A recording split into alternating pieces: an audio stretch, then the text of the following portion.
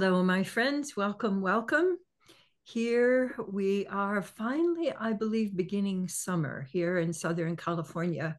We've had a kind of a Scottish springtime, and so I'm thinking, we're entering into summertime weather here. And I was hearing as I was coming in, I was hearing some discussion about TM and Deborah, you talking about having a little mini nap. And I really, that's the thing I most appreciate about that particular practice is that it's a total reset for, Hmm. it gives me a whole other day. Yeah. So we can discuss more about that at another time. So one of the things I was thinking about today, and it's been partly from practicing fear melters as a part of our cultivating class, cultivating new stories for humanity. I realized that there's a whole area around me that I hadn't really brought in, and that's the area above. So I did a lot in front, I'd done a lot to the sides, but the whole area of bringing love in and also being able to receive love from up and around me. So what I wanted to invite you to do is to letting yourself spread out into the areas around you. And I want you to just notice where you feel like, yeah, I'm occupying, like I spread out equally in all directions, and where you don't. So for most people, the area between your shoulder blades is an area that most people don't give attention to. But I want you to let yourself, as you reach out and you're bringing love in, doing your love scoops. First of all, when you reach out, what are you reaching through? Can you feel what you're reaching through, or is it empty? Is it filled with your own juiciness, or is it kind of shallow and not much going on there? So we know that air has substance, but we're so used to it we don't really experience, it's a fish in water kind of thing. But if you were surrounded by love, where do you want more of it? And where do you want to kind of fluff it up a little bit more, like you're fluffing a love pillow, and letting yourself notice that on the sides of you and on the back of you? So love scoops, we all almost always think of them as using our hands, but what if you could let yourself just kind of float around in this love bath that surrounds you, and you could let that expand out and kind of be around you as you're moving around through the world. You can be a little love pillow that moves around through the world. Or who's the Pigpen? So Pigpen in the Peanuts cartoon, he's always surrounded by a cloud. So what if you were always surrounded by a cloud of love, and you can actually pull it in from up here and let it be surrounding you like earmuffs or like a scarf. So we think of, of love and also of attention as being more linear. And what if it were much more three-dimensional? So letting yourself play with getting yourself surrounded with love.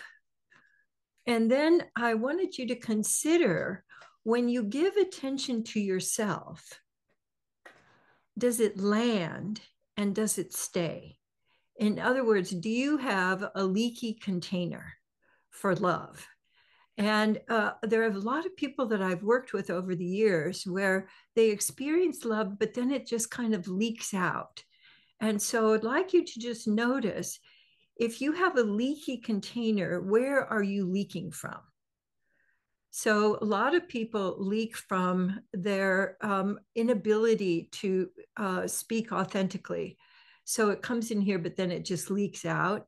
Some people leak out, I think, through their hearts. So they don't really let it stay for them. They give it all away. So I'd like you to just consider, what would it be like if I had a container? Like, we have rain barrels. We installed rain barrels during the last big drought. And so any rain that we get gets stored in the rain barrels, and then we can use that for watering plants. And so I want you to have yourself be a very buoyant storage system so that you can hold.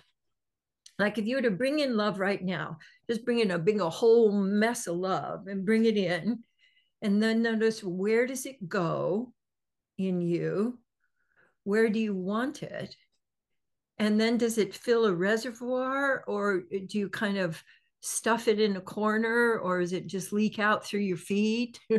So that I'd love to have you be in a conversation with yourself about giving yourself plenty of love, but then also receiving it and storing it. So if you were to have a reservoir inside you, where would that be?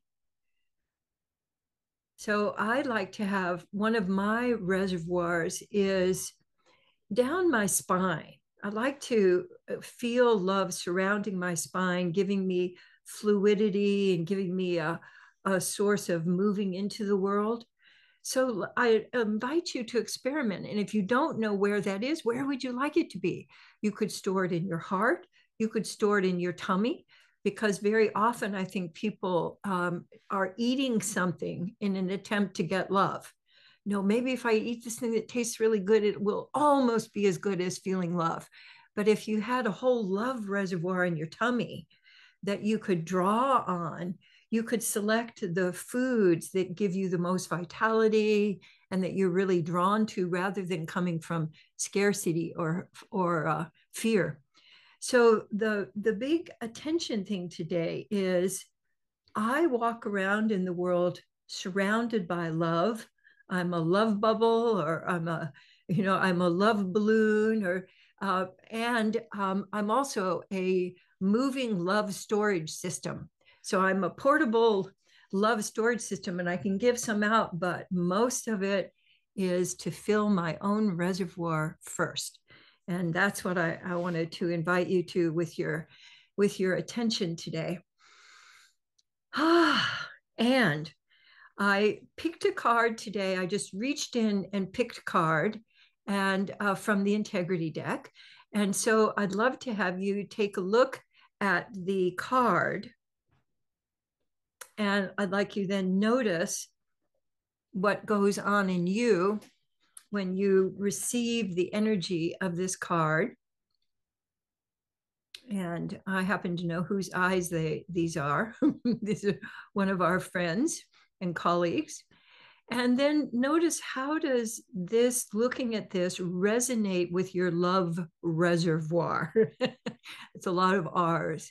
So letting your attention go in to the collage and what you notice, and back to you. And even play with letting your hand do what you see the hand doing, and notice what arises in you when you make that move. And how does looking at this, when you bring it back to you, how does that influence your love reservoir? Does it make ripples in it, or does it deepen your love reservoir? So as you're looking at this, I'd like to read the short sentence here and the question. I know what no feels like in my body. I know what no feels like in my body. How can I easily notice a no response from my body intelligence? And I'd like to have you again just play with the hand and using the hand in different ways. So we brought love in, and if you take the no out into the space around you with your hands, I'd like you to notice how that supports your feeling of loving yourself. For me, it's a you shall not enter kind of it. And I noticed the little door, and which also looks like a notebook to me. So There's a sense of, in the book of my life, there's some areas that are closed, and there are some areas where I'm saying, you can come in and you can't. And that kind of distinction, I think, is essential to our health. So let's come on back to the big group, because I want to say a few more things about the wonderful world of no. No is something that in my work with people, I found is a gateway to creative space, a gateway to your own evolution, and a gateway to your own autonomy, your own what you might even call sovereignty. So the ability to say no, and to say no with not any extra charge on it. So most of us, in my experience, wait until the no, we want to scream no, no, and then it's like it's charging at you, and it's whatever it is. So noticing the first signals. So I'm curious to have you just notice right now, what are your first glimmers of no? And I think that's a question that's really valuable for you to explore over the next many years. Because if I wait until the no, the need to know is right in front of me, I don't really give myself the creative space to do that in a way that is expressive rather than reactive. Because if I'm not saying no, no gets all tied up with fear, and I'm scared to say no, or I say no much more vigorously than is needed. So I'd love to have you experiment with a couple of different areas that I think are quite reliable. So one is your jaw.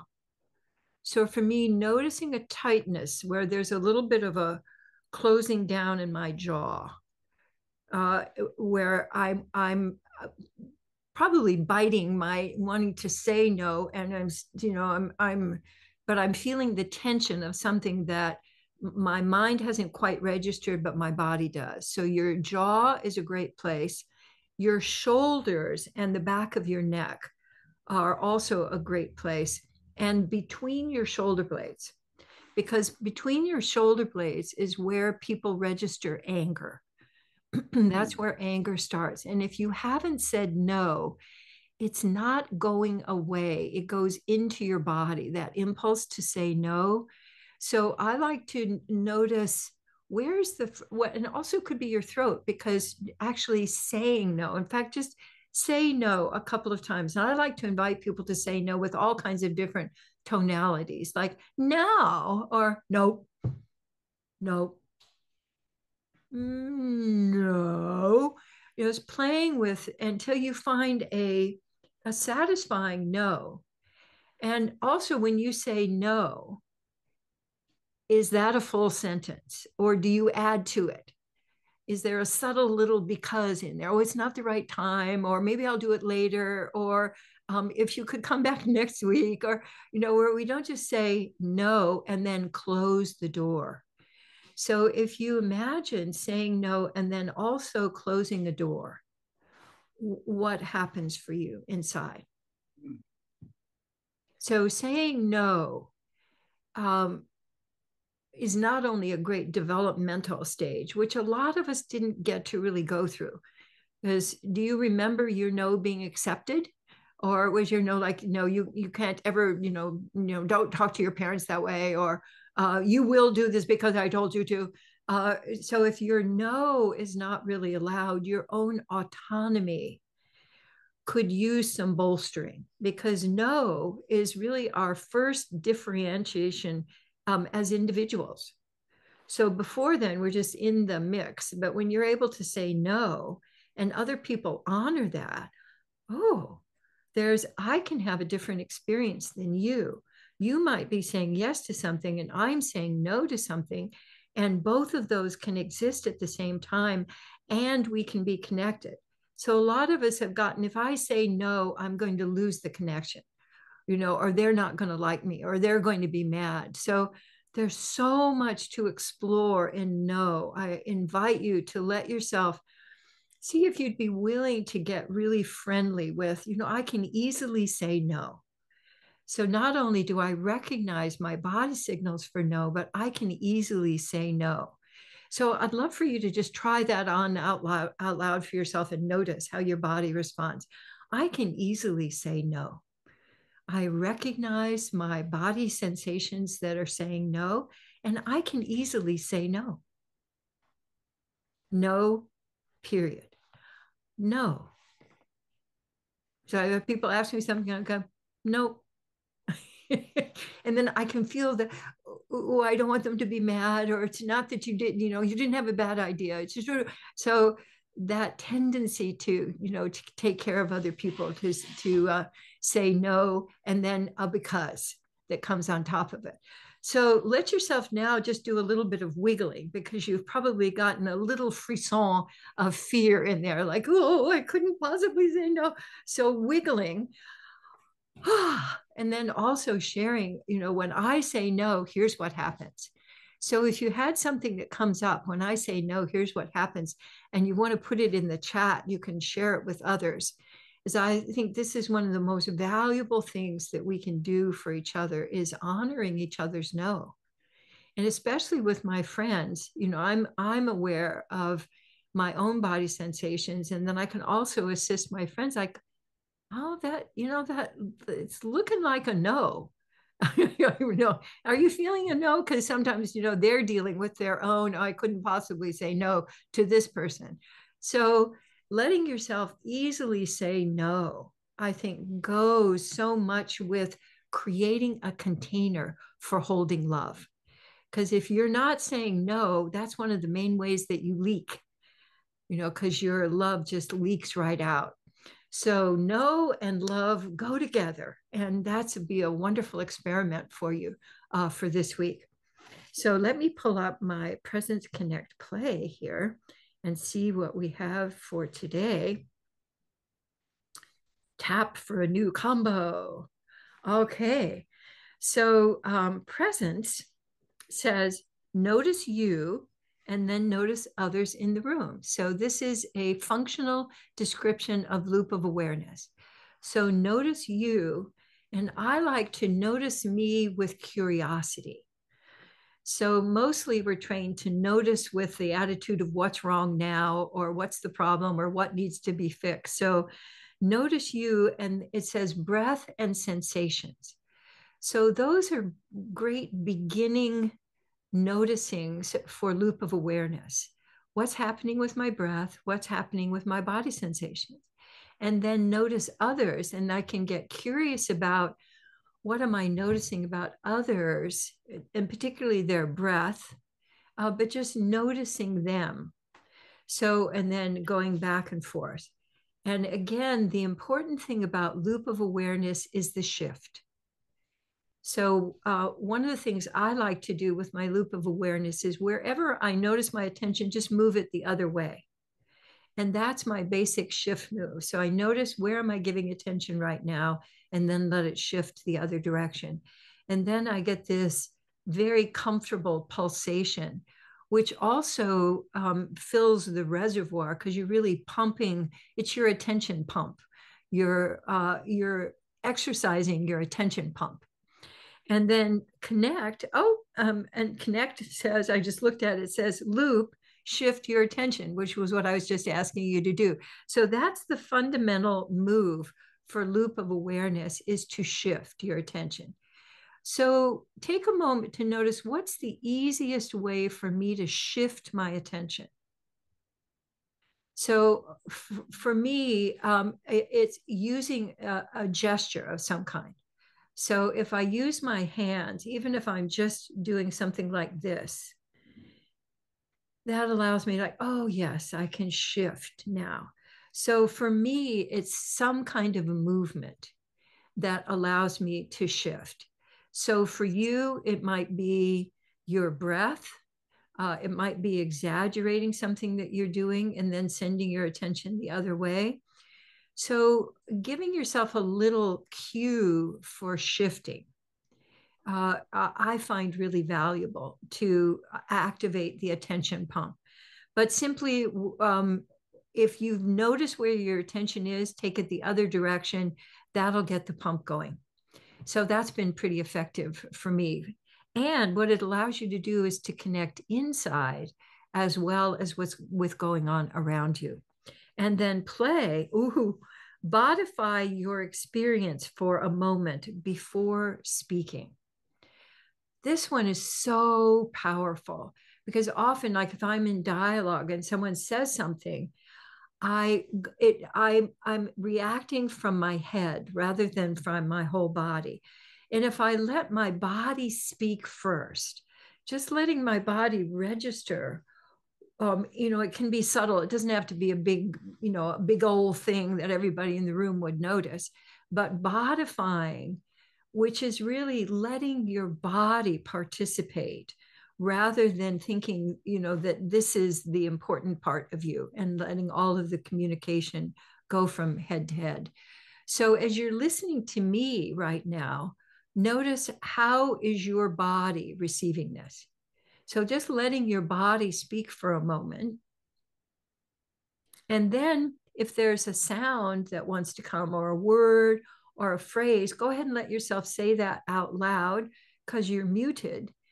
Because very often what I see when people are communicating is that there's not this pause of integration, the pause of receiving. And if I bodify for a moment, I'm genuinely receiving and reverberating with what the other person has said.